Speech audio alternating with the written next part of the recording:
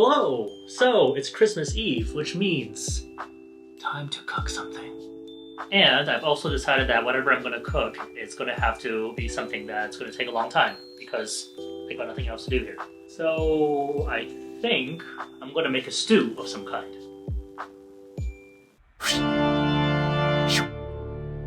Logo. Alright, so I just finished getting the groceries and let me just make sure this thing is still working. Hold on a second. I'll be right back.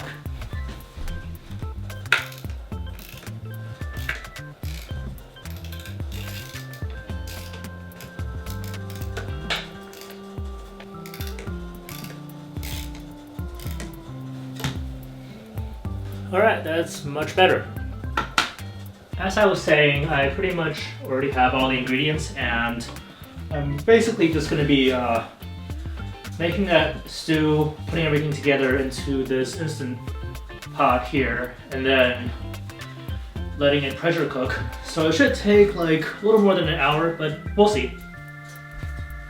Also, can we take a moment to appreciate my knife? Like this knife over here. This is the best knife I've ever gotten. I have had this since like freshman year, so that was like 5 years ago. Never had to sharpen it. This thing can still shave paper. Ceramic knives is the way to go. So I like to have everything cut and ready before I start cooking the beef. So I started off by cutting up the onions. I like to cut them into really tiny pieces this way that by the time I finish cooking they basically disappear, which is what I want. Then I'm moving on to the potatoes. I'm cutting them into slightly larger pieces. The reason being, if you cut the potato pieces too small, they tend to disintegrate and make your stew too starchy. And here's a little bit of garlic. Please ignore my cutting technique. So I'm a big believer of searing the meat before I stew it, so that's what I'm doing here. I think it really gives it a better texture in the end. So I did that, and then I'm adding in the beef broth and the Worcestershire sauce. And then finally the tomato sauce before I put in all of the vegetables that I cut from before. And at this point it looks like there might not be enough liquid in there, but from experience I know that there is enough liquid. So now all that's left to do is put the lid on, put the pressure valve on, and I set the Instant Pot to a pressure cook on high for 35 minutes, and I'm going to keep warm for 10 minutes.